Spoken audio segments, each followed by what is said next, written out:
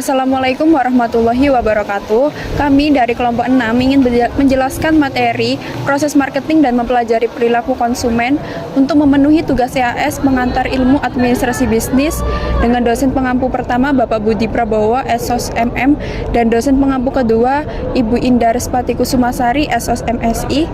Sebelumnya, perkenalkan, nama saya Arifah Nurul Aziza dengan NPM 250420100252. Saya Samratul Mufidah dengan MPM 25042010228. Nama saya Ken Jordi Sebastian Halman Kaisiri dengan NPM 250420102559. Halo semuanya, selamat datang di presentasi kali ini. Kali ini kita akan membahas mengenai pemasaran. Pemasaran bukan hanya soal menjual produk, tapi merancang strategi untuk memenuhi kebutuhan dan keinginan konsumen secara efektif dan efisien.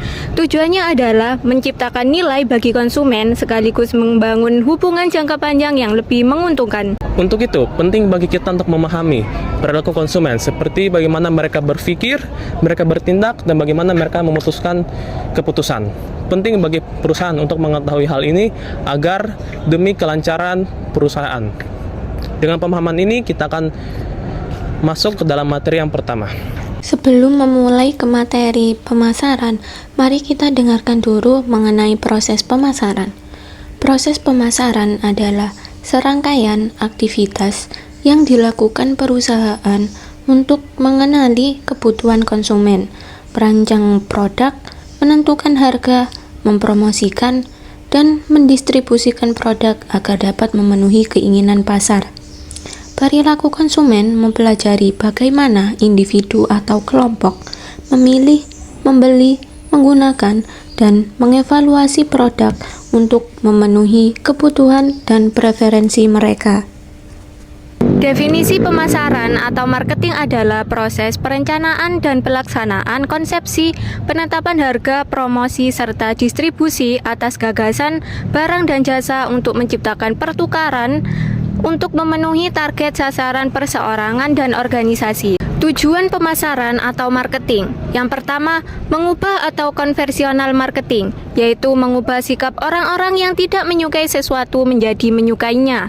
Yang kedua, yaitu mendorong atau stimulation marketing, yaitu mendorong atau merangsang kebutuhan orang-orang yang semula tidak berminat atau tidak menyukai suatu produk atau jasa. Yang ketiga, yaitu mengembangkan atau developmental marketing, yaitu membuat produk atau jasa baru untuk memenuhi kebutuhan yang belum terpenuhi. Yang keempat, mengaktifkan lagi atau remarketing, yaitu mengaktifkan lagi keinginan atas produk atau jasa yang sudah stabil atau menurun permintaannya. Yang kelima, penyelarasan, yaitu mengubah pola permintaan sehingga dapat sesuai dengan pola penawaran. Yang keenam, memelihara atau maintenance, yaitu memelihara tingkat penjualan yang ada dalam menghadapi persaingan yang makin ketat. Yang ketujuh, mengurangi atau demarketing, yaitu mengurangi tingkat permintaan atas produk atau jasa yang telah ada. Yang kedelapan, merintangi atau counter marketing, yaitu menghancurkan atau merintangi permintaan atau keinginan atas produk atau jasa tertentu. Jadi, pemasaran bukan hanya tentang menjual produk, melainkan proses holistik yang berorientasi pada konsumen untuk menciptakan nilai, memenuhi kebutuhan, dan mencapai keuntungan berkelanjutan bagi perusahaan. Dengan memahami dan menerapkan 8 tujuan ini, perusahaan dapat beradaptasi dengan berbagai situasi pasar, mulai dari permintaan negatif hingga berlebih, sehingga tetap kompetitif dan relevan. Materi ini menekankan pentingnya strategi pemasaran yang fleksibel dan berbasis pemahaman mendalam terhadap perilaku konsumen. Perilaku konsumen merupakan suatu bidang kajian yang mempelajari bagaimana suatu individu ataupun kelompok mempelajari bagaimana cara mereka memilih, membeli, atau memutuskan untuk menggunakan suatu produk dari perusahaan, dan bagaimana juga mereka mengevaluasi suatu jasa oleh perusahaan. Fokus utama yang dipelajari dari perilaku konsumen bukan pada produk apa yang dibeli atau jasa apa yang digunakan, tetapi lebih berfokus kepada bagaimana proses dari mereka berpikir dan memutuskan sebelum menggunakan suatu produk atau jasa dari perusahaan. Selain itu, perilaku konsumen juga mempelajari tentang respon yang didapatkan dari konsumen seperti review bagaimana tingkat kepuasan mereka, apakah mereka ingin membeli lagi, memberikan review buruk, review baik dari produk tersebut. Respon ini penting karena hal ini memutuskan bagaimana konsumen tersebut akan memutuskan ke depannya apakah produk ini akan direkomendasikan kepada orang lain atau tidak. Hal ini sangat berpengaruh kepada perusahaan. Perilaku konsumen tidak terjadi secara tiba-tiba. Setiap keputusan seperti membeli merupakan hasil dari proses yang cukup panjang, meskipun seringkali tidak disadari oleh konsumen itu sendiri. Proses ini dimulai ketika seseorang menyadari adanya kebutuhan, lalu muncul keinginan untuk memenuhi kebutuhan tersebut. Setelah itu, konsumen mulai mencari informasi. Informasi ini bisa datang dari pengalaman pribadi, rekomendasi orang lain, iklan, media sosial, hingga ulasan di internet. Dari berbagai informasi tersebut, konsumen kemudian membandingkan pilihan yang ada sebelum akhirnya mengambil keputusan membeli. Namun, perilaku konsumen tidak berhenti pada saat transaksi terjadi. Cara konsumen menggunakan produk, tingkat kepuasan yang dirasakan, hingga keputusan untuk membeli ulang atau berhenti menggunakan produk juga merupakan bagian dari perilaku konsumen. Pengalaman setelah membeli inilah yang sering kali menentukan apakah konsumen akan menjadi loyal atau justru berpindah ke produk lain. Selain faktor rasional seperti harga dan kualitas, perilaku konsumen juga sangat dipengaruhi oleh faktor emosional dan sosial, seperti perasaan senang, keinginan untuk diakui, pengaruh lingkungan sekitar, serta tren yang sedang berkembang dapat mendorong seseorang mengambil keputusan yang tidak selalu bersifat logis. Oleh karena itu, memahami perilaku konsumen berarti memahami manusia secara utuh, baik dari sisi pikiran maupun perasaannya. Oleh karena itu, memahami perilaku konsumen merupakan hal yang sangat penting bagi suatu perusahaan untuk menentukan bagaimana perusahaan itu dapat berjalan ke depannya, apakah disukai oleh konsumen atau tidak. Oke, selanjutnya kita akan masuk ke dalam hubungan marketing dan perilaku konsumen. Di sini kita akan mempelajari bagaimana hubungan antara marketing dan perilaku konsumen berhubungan sangat erat dan berkontribusi satu sama lain.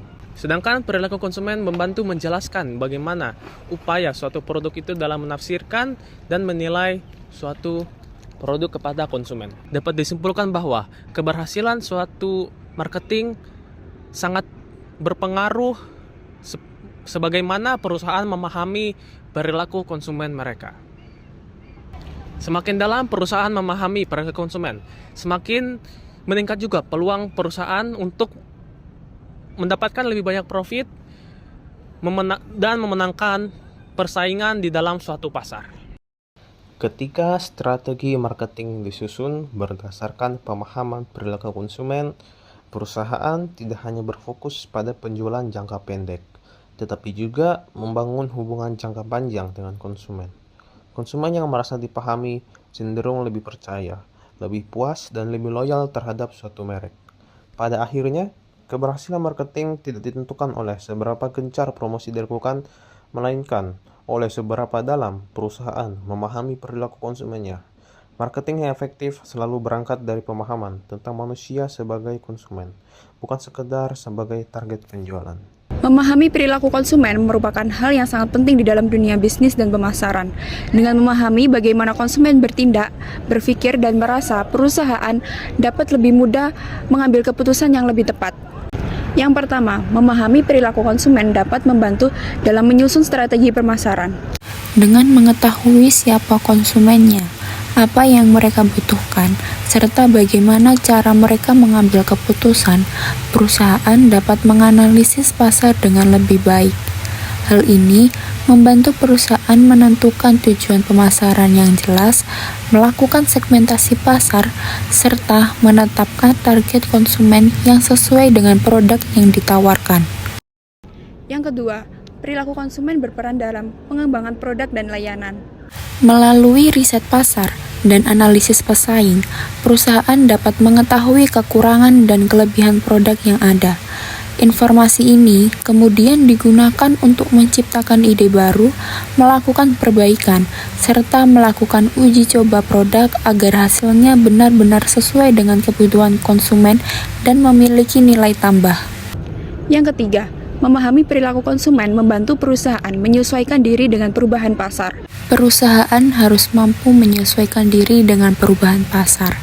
Dengan memahami tren dan kebiasaan konsumen, perusahaan dapat melakukan inovasi produk, memanfaatkan teknologi digital, serta mengembangkan strategi yang relevan agar tetap mampu bersaing. Yang keempat, dengan memahami perilaku konsumen dapat meningkatkan kepuasan pelanggan.